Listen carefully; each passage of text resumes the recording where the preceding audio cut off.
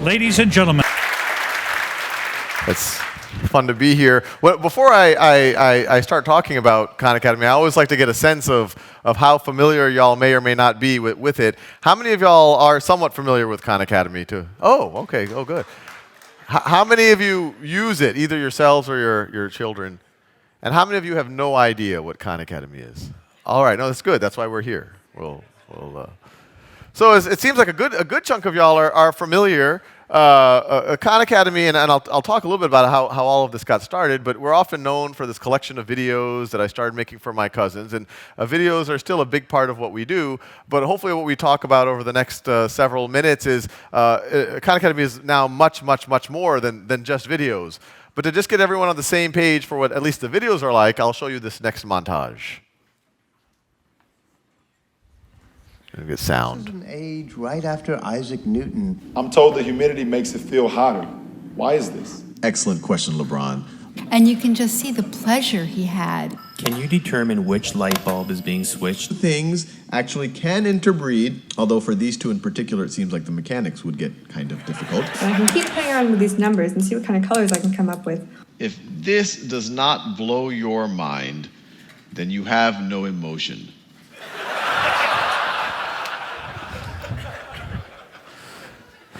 This is the videos.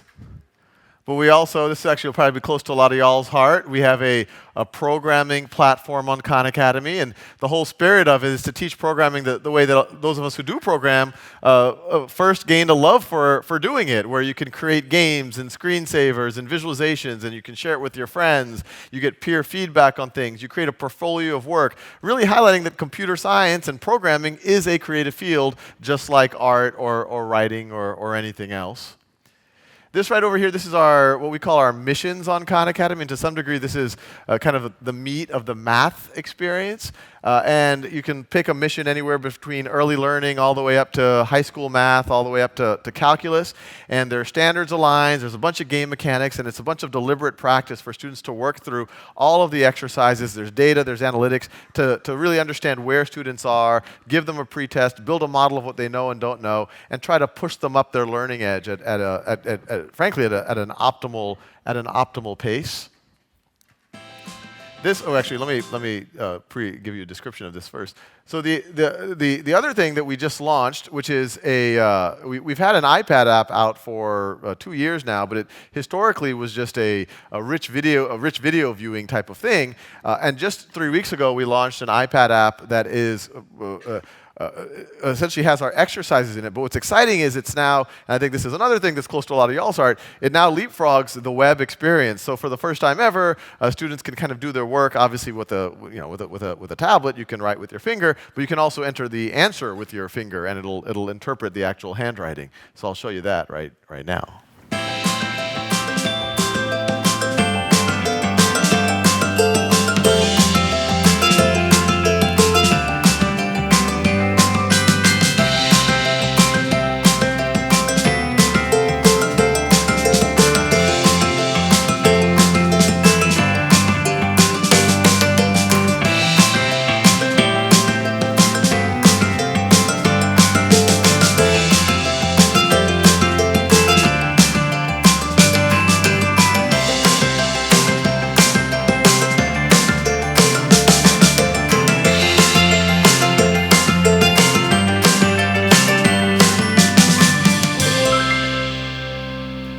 So that was my son's gotten addicted to it, so hopefully it's a. So this is a snapshot of where we are now. You know, in practically every country, someone is using Khan Academy. We have close to 1 million educators who are registered.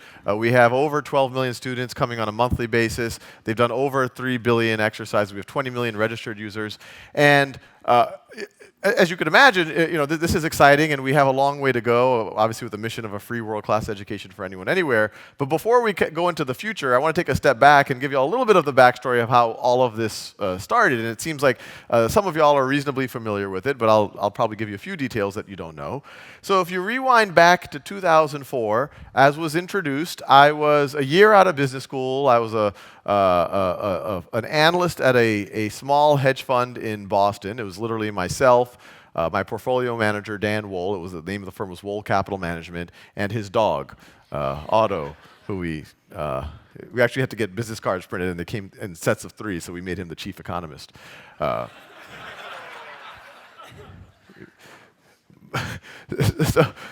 So when that was happening, I had some family visiting me from New Orleans, which is where I was born and raised as well. And one of my family members, Nadia, 12 years old, it just kind of came out of conversation that she was having trouble in math, that she had taken a placement test at the end of 6th grade, the whole piece on unit conversion, she just apparently bombed. And because of that, they had placed her into a slower math track in the 7th grade.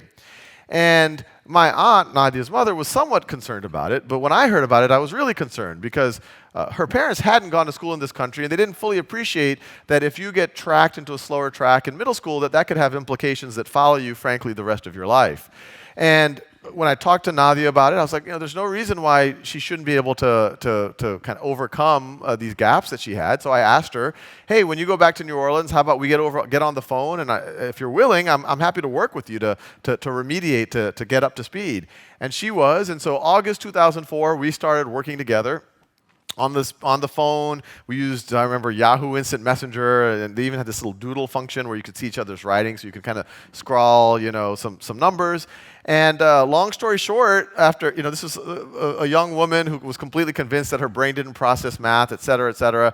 But after a couple of weeks, she finally got unit conversion. Then I started teaching her a little bit of algebra. She frankly not only caught up with her class, she got a little bit ahead of her class.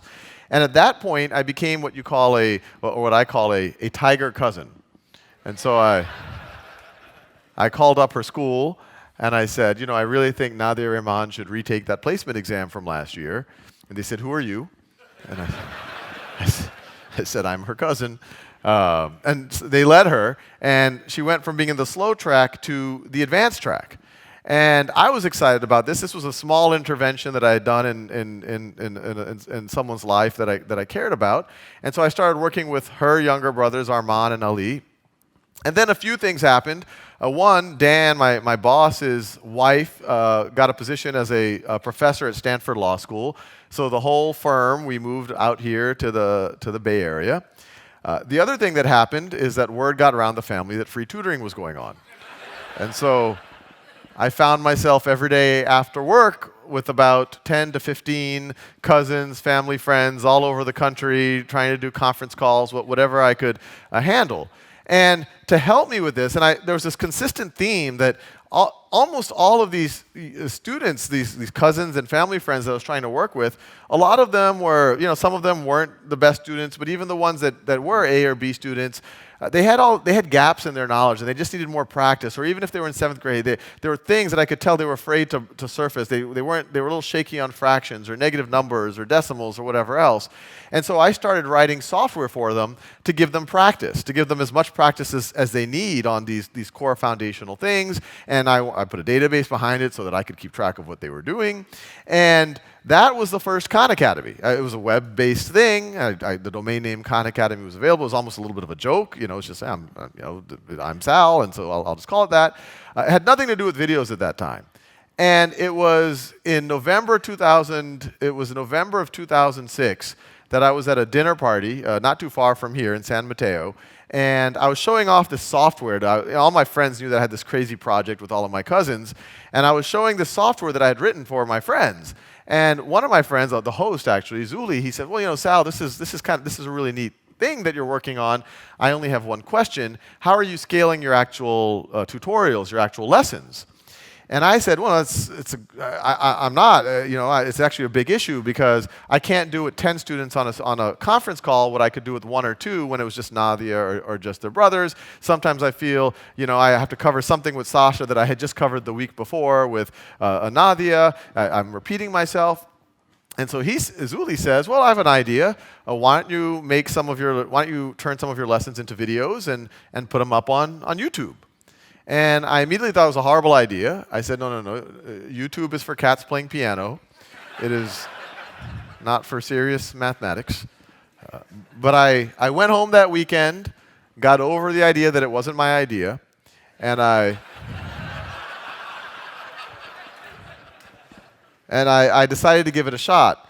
And those first few videos, it was literally the questions that kept surfacing over and over again, adding fractions with unlike denominators, negative numbers, exponents, basic algebra, solving linear equations, all of the stuff that I kept getting questions on from my cousins. So I made those first few videos, and then I started telling my cousins, hey, look, this is what I'm hearing that y'all are having questions about. I'm making these videos for you. How about you watch these videos whenever you can? And that way, when we get on the phone, we can dig deeper. You can ask me more questions or points of clarification, and that'll inform me to make even more videos. And so we did that for about a month. I probably, in that time frame, made about 30 of these roughly 10-minute long videos. And I then asked for feedback. And they famously, my cousins famously and somewhat backhandedly told me that they liked me better on YouTube than in person. and it's worth introspecting on why they were saying that, because in a lot of levels it's counterintuitive. And it's clear what they weren't saying. They weren't saying that they didn't appreciate the human interest that I was taking in their lives, the fact that I was calling them on a regular basis, that I was trying to mentor them, that they had this kind of older brother type of figure that they could engage with on a deep level and hopefully get motivated by. But what they were saying is, and I think this is something we've all felt, is that when you're trying to learn something, especially something that might be a little bit hairy or a little bit difficult or is a little bit hard to get your brain around, it's really hard to have someone there, no matter how non-judgmental they're trying to be, kind of waiting for you to understand it.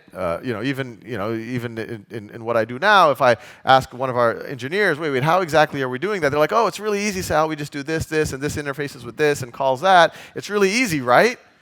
And you're like, oh, yeah, that's right. Is there written down someplace? And it's the same idea in mathematics. It's just human nature. Hey, oh, you don't get it? Oh, it's just the negative minus the negative comes up. That makes sense, right? And the human reaction is, oh, yeah, makes sense. Or if you're in ninth grade and you're in an algebra class and you're a little foggy on your decimals, it's embarrassing to admit to anyone that you forgot your fifth grade math. Or if you're in a calculus class, it's embarrassing to admit to anyone that you might be a little shaky on your algebra. So now my cousins could get it at their own time, at their own pace, no judgment. If they were a ninth grader, a little weak on fractions, they could review it. So I kept going and uploading these videos onto YouTube, and they were just public, they were out there. And then it started to become clear that people who were not my cousins were watching. And at first, I just saw the viewership start to tick up. Then the comments started to come in. And a lot of those early comments, they were often just a simple thank you. Even that was a big deal. I don't know how much time you'll spend on YouTube. Most of the comments are not thank you. They are a little bit edgier.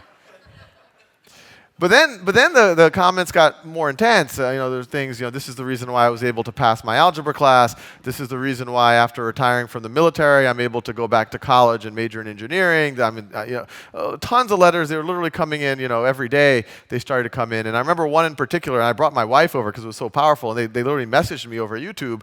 And it was a mother who, she said, her sons all had a learning disability, and these videos were what were allowing them to keep up with their class. And because of that, her and her entire family were praying for me and my entire family. And so you can imagine how that made me feel. My day job, I was working at a hedge fund. I wasn't used to people praying for me. This was at least maybe my investors a little bit. So I kept going, the viewership kept growing, and you fast forward to 2008, I was like, oh, there's something real here. At that point, there was, I think, 20 or 30,000 people were accessing the videos on a monthly basis. So I set it up as a not-for-profit. Even then, not thinking that this is what I was going to do for my whole life. I thought maybe eventually, if I can do well in the industry that I'm in, I could eventually get around this, but maybe I can get some volunteers. But frankly, by 2009, this was all I was thinking about. I would wake up in the morning and think about the next video I would do or how I could improve the software or whatever else. And so, I sat down with my wife. This was August of 2009. She saw that this is where all of my attention was going. And we sat down, we looked at our finances. We had some savings to essentially a down payment on a house out here, which a lot of y'all might appreciate is no small thing. And But she said, well, look, I see this is what you want to do. It does seem like there's something here. So we kind of agreed, let's give it a year. Let me quit my job and see if we could turn this into a real organization. And I think any type of entrepreneurial effort, whether it's not-for-profit or for-profit, in order to take that leap, you almost have to have a somewhat overly optimistic or even delusional jump. And I was no exception. Part of the reason why I was doing it, I was starting to talk with some foundations and potential philanthropists who seemed kind of interested.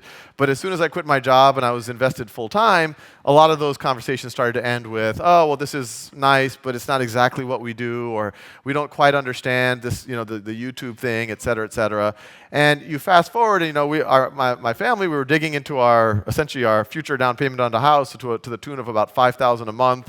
My son had just been born. Our first, and I have three, but our first child had just been born. So it was getting more and more and more stressful. We were getting some PayPal donations, $5, $10. It was amounting to a few $100s a month. If it was any of you, thank you. But you can imagine about 10 months into it, I was getting really stressed. I was, clearly we were digging into our savings. Our expenses had gone up. It wasn't even clear whether I could go back into my old career anymore. And so it was frankly one of the most stressful times of my life. And right around then, May 2010, 9 months into this, all of a sudden a $10,000 donation came in. And so I see who it was. Her name's Ann Doer. She was based locally. We were in Mountain View. She's in Palo Alto. And I immediately email her. I said, "Thank you so much for this incredibly generous donation. This is the largest donation that Khan Academy has ever received. If we were a physical school, you would now have a building named after you." And Anne immediately responds back. She's like, "Well, I use the site for myself. I use it with my daughters. I'd love to meet up and learn more about what you're doing." So it was literally, I think it was 3 or 4 days later, we meet in downtown Palo Alto at an Indian buffet restaurant. And Anne asks me, "So what's your goal here?" And I told her, when you fill out the paperwork with the IRS to be a not-for-profit, there's a line, it's mission : they give you about a line and a half. And I filled out a free world-class education for anyone, anywhere. And Anne said, "That's ambitious. How do you see yourself doing that?" And I said, "No, look, it's a mission. I don't plan on just checking it off this weekend and then moving on to healthcare or something."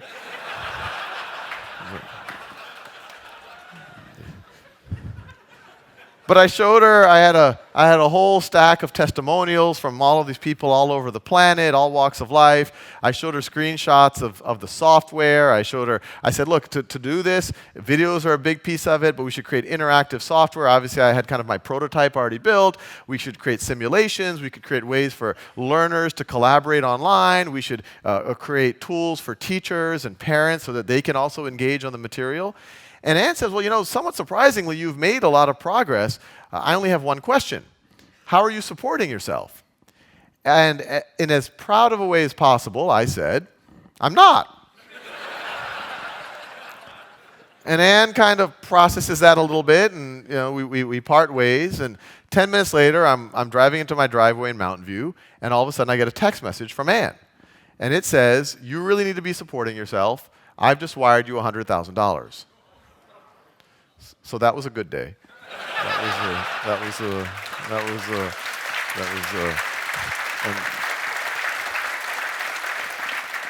And frankly, that was kind of the beginning of this whole cascade of crazier and crazier events that in some ways is even happening as we speak. A month later, I was running a summer camp in the peninsula in Portola Valley. And the whole idea was I was kind of this virtual teaching guy, but I've never imagined, and I still don't believe, that virtual is going to be a replacement for physical. I've always believed that if you can do exercises and get information online at your own time, at your own pace, then that frees up the physical classroom to do higher order tasks, simulations, Socratic dialogue, group projects, whatever else. And so I was running a summer camp with a friend to experiment with some of these things. And so we were in the middle of a simulation where we literally had 6 7th graders playing a game of Risk while the other 20 traded securities based on the outcome of the game of Risk. It's a good game. Maybe next year's, it's a good game. And while that was happening, I start getting some text messages from Anne, which you can imagine I now take very seriously. And they came in It was hard to read. It was like 6 or 7. It was unclear which ones came before which. But they read along the lines of, I'm in Aspen, Colorado at the Aspen Ideas Festival. I'm in the main pavilion. Bill Gates on stage, last 5 minutes talking about Khan Academy. So I didn't know what to make of these texts, so I immediately boot the nearest 7th grader off of a computer, and I start looking for some evidence of this thing that Anne's referring to, and it took me about 20 minutes. Eventually they posted video, and it was literally Walter Isaacson, president of the Aspen Institute, interviewing Bill Gates on stage, and Walter asked Bill, well, what are you excited about? And Bill Gates starts saying, well, there's a site called Khan Academy. I use it with my kids. I use it myself. And so you can imagine how I felt. On one level, it was exciting. This was surreal. It wasn't, it was hard to process that it was even happening. And then I actually got nervous. Those videos were for Nadia, not Bill Gates. And I went home. I told my wife about it. Some of my friends heard about it. But then I literally was like, well, what's the next step here? What's the protocol? Do I call him? I'm guessing he's not listed.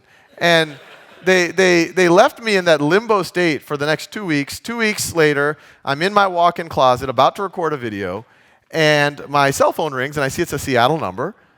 Hello? Hi, this is Larry Cohen. I'm Bill Gates' chief of staff. You might have heard that Bill's a fan. Yeah, I heard that. If you're free in the next few weeks, we'd love to fly you up to Seattle, learn more about what you're doing and possible ways that we might be able to support you. And I was looking at my calendar for the month. Completely blank. And so I said, yeah, I got to cut my nails next Wednesday, but I think I can meet Bill Gates. And so we had that meeting, and it was very similar to the meeting I had with Anne, where I kind of I pitched on, look, we should build this whole platform. Videos are important, but we can internationalize it, videos in all languages. We can have exercises, ways to connect people, et cetera, tools for teachers. At around the same time, and these are all independent events, some folks from Google also reached out, said a lot of us are using Khan Academy with our own children, and we're looking to support education more broadly. What would you do with more resources? I told them the same thing. And so it all came together. October 2010, the Gates Foundation and Google were the first two supporters to allow Khan Academy to become a real organization, get office space, start hiring up an engineering team and the broader team. And what we immediately started investing more in or working deeply on is the software. And you saw, in some of those screenshots or those screen captures earlier on, you saw some of the output of where we are now with either the iPad app or our missions or our programming platform. But what you see right over here, this is called our knowledge map. And at one time, it was actually one of our primary navigational features on Khan Academy.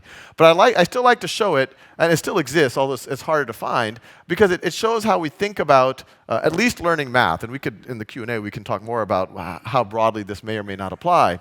But what this is each of those circles are a concept in math. The topmost circles are very basic mathematics. It's literally things like basic addition, counting, things like that. And as you get lower, it goes into arithmetic, and then upper arithmetic, then kind of pre-algebra, algebra, and it actually all goes down all the way right now to calculus and statistics. And you saw the video library goes even further than that. But this is kind of our exercises. And the idea is once a student masters the exercises on, say, basic addition, the system then moves them to the next level, which might be level 2 addition, 2-digit addition, or basic subtraction. And once they master that, they might go to multiplication. And in a lot of ways, that's common sense. That's the way that you would play a video game. You work on level 1, and only until you've mastered level 1, you beat the boss, and then you go to level 2. It's the way that you would learn a martial art. You are a yellow belt. You will practice those skills as much as necessary. You will try it. Only when you've mastered those skills, you will become a green belt. It's the way you would play a musical instrument.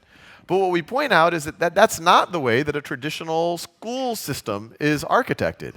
A traditional school model, and this is the model literally referred to that established at the dawn of the Industrial Revolution, actually in 18th and 19th century Prussia. We group students together, usually by age, and then around middle school, like what was happening to Nadia, age and perceived ability. We group them together, we move them together at a set pace, and what typically happens is you have some lecture that introduces some material. Students go home, do homework, come back the next morning, another a review homework, lecture homework, lecture homework, lecture homework, and then after 2 or 3 weeks, you get an exam. And let's say that this unit is on basic exponents. And on that exam, I get a 70%, you get an 80%, you get a 95%.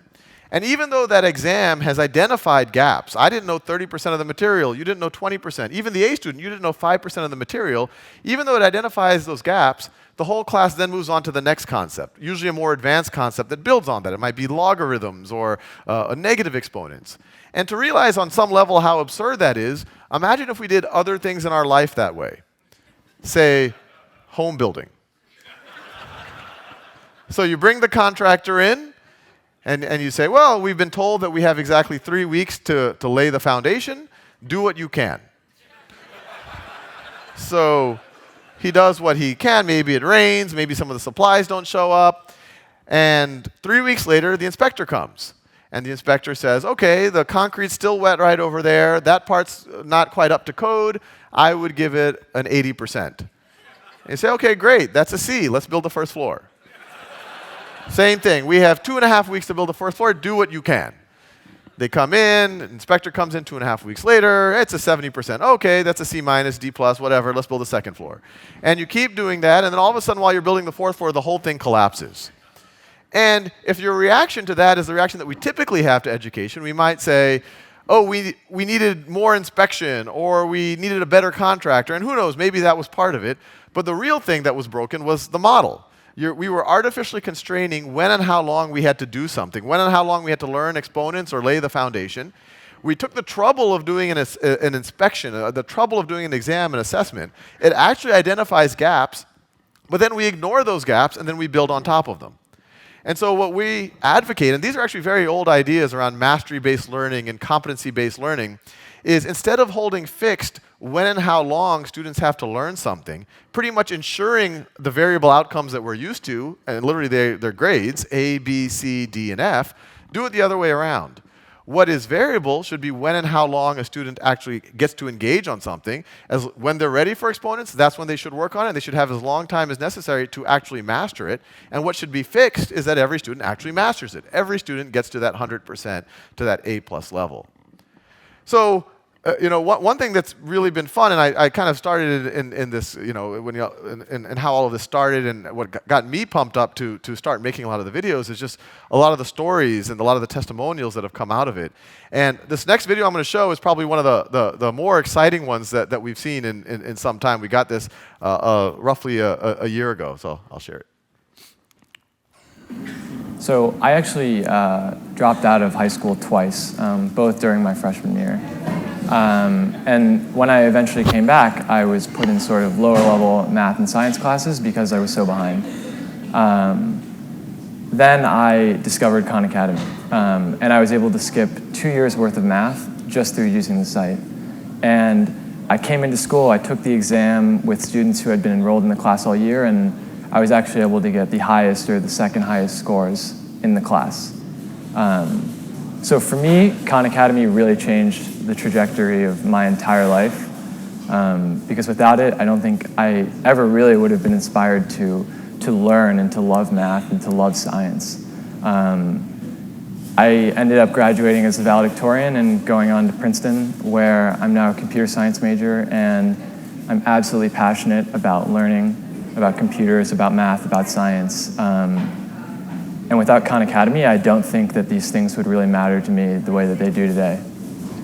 So I'd just like to say a massive thank you to everyone at Khan Academy, Sal and the team. Please keep doing the good work that you're doing, because you're really changing lives. So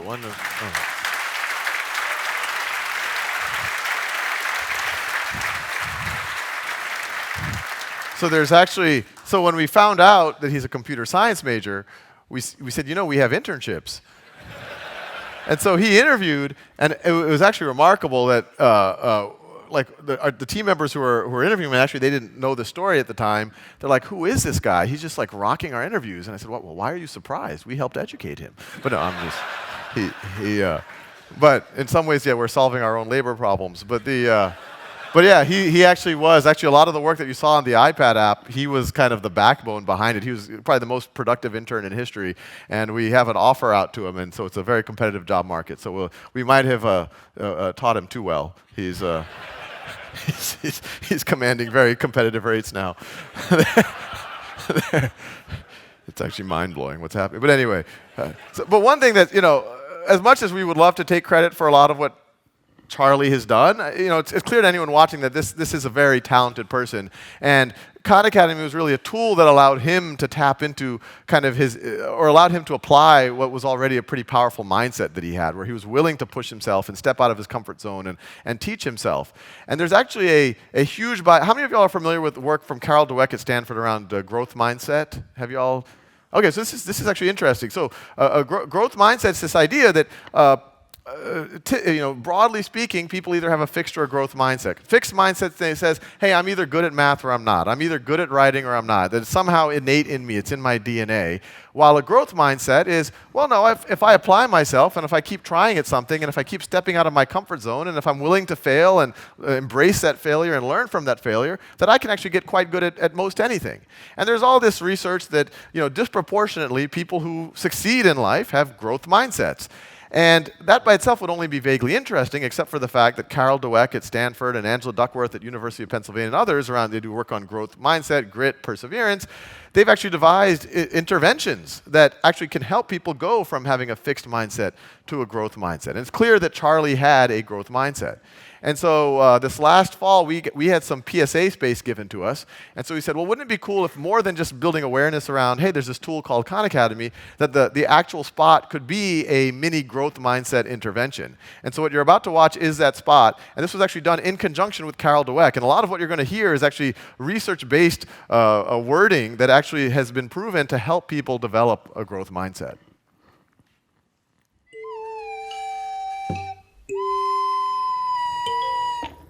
Nobody's born smart. We all start at zero. Can't talk, can't walk, certainly can't do algebra. Adding, reading, riding a bike. Nobody's good at anything at first. There was a time when Einstein couldn't count to 10. And Shakespeare had to learn his ABCs just like the rest of us. Thankfully, we're born to learn. Slowly, surely, you stumble, slip, crawl, fall, and fail and fall. Frustrating, confusing, trying, struggling, until one day, you walk. One foot in front of the other, one idea on top of the next, each wrong answer making your brain a little bit stronger. Failing is just another word for growing, and you keep going. This is learning. Knowing that you'll get it, even if you haven't gotten it yet. Because the most beautiful, complex concepts in the whole universe are built on basic ideas that anyone, anywhere, can understand. Whoever you are, wherever you are, you only have to know one thing. You can learn anything. So, it's good stuff. It has all this, there's a lot of language of even Albert Einstein. There was a time where Albert Einstein didn't know how to count to 10. There was a time when Shakespeare needed to learn his alphabet. That there's only one thing you need to know, that you can learn anything. And these, literally, failing is just another word for growing. These are all words that literally have been tested by research to show that how to intervene and provide people a growth mindset. And we've actually even done studies on our site where we show people some of these words, and it actually increases our engagement from those people who see it.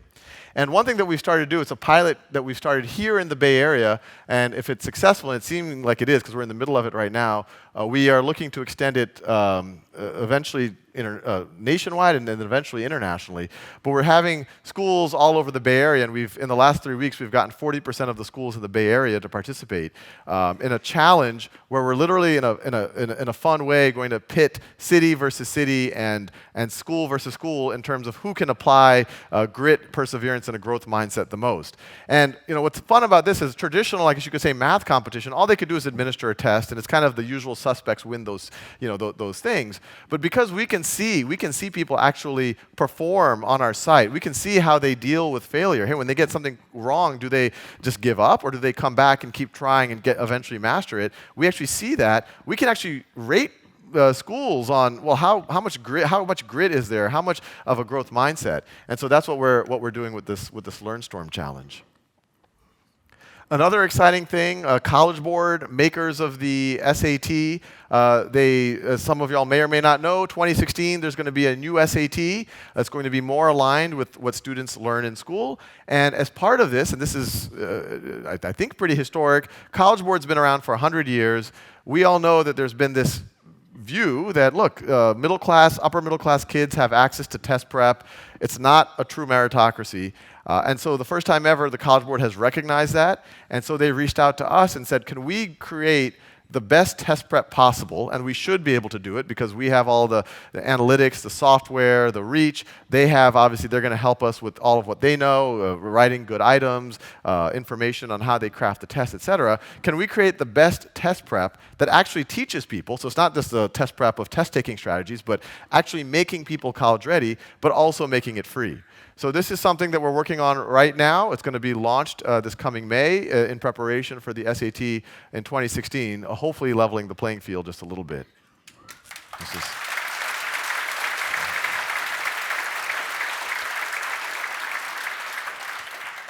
So everything I've talked about so far has been the world that I think most of us live in. I think a lot of y'all are international as well. And so y'all might be thinking, well, what about the rest of the planet?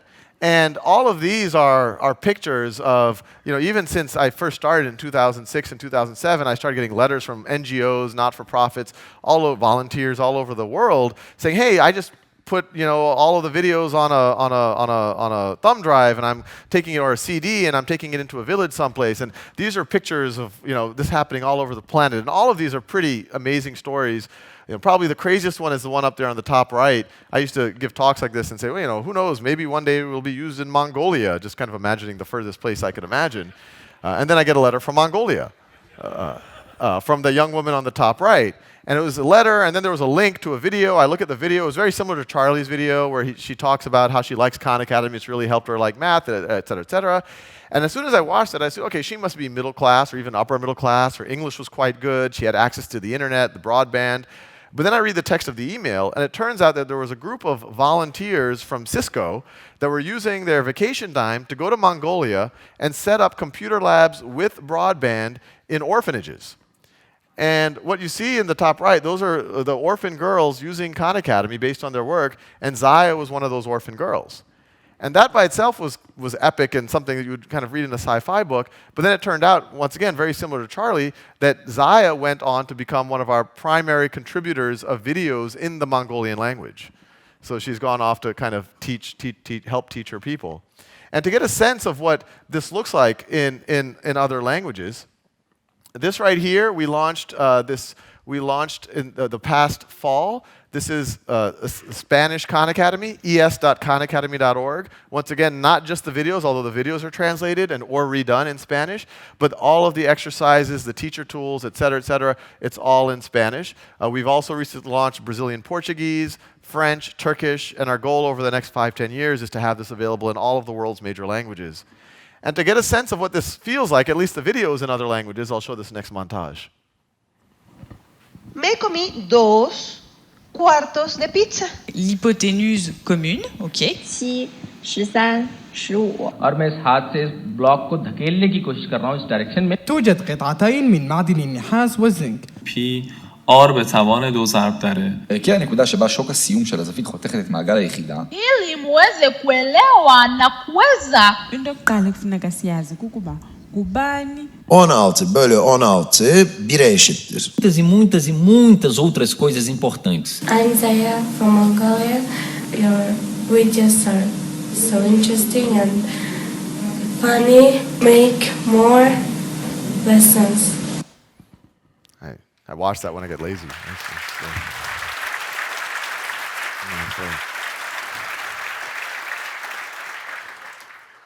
So these are just more pictures. It's always exciting for our team when we get these. Literally, they come in almost daily of people literally all over the planet. And this is obviously we're not there. This is others, volunteers and NGOs going to all of these places to help give all of these students access.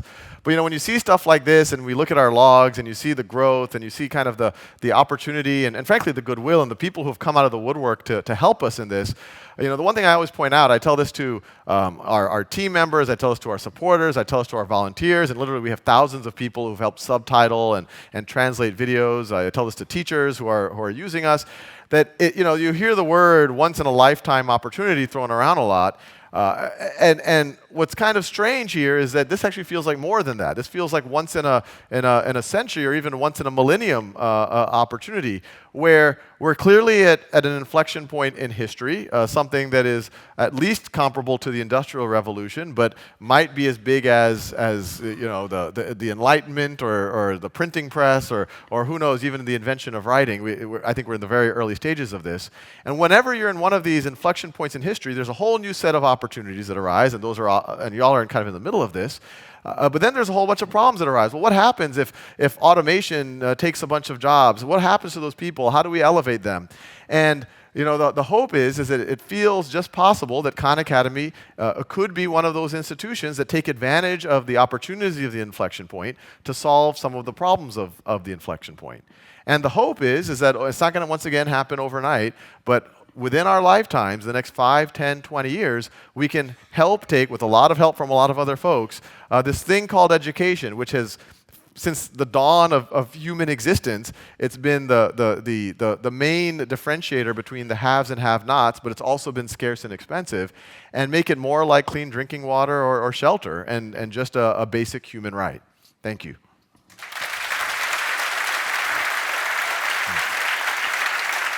Oh.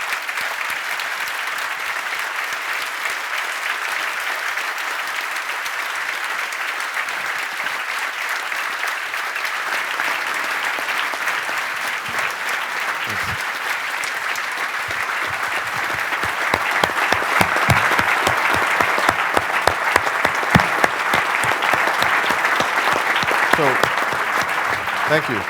Appreciate that. Always a little awkward. I don't know what to do. But we can take questions now.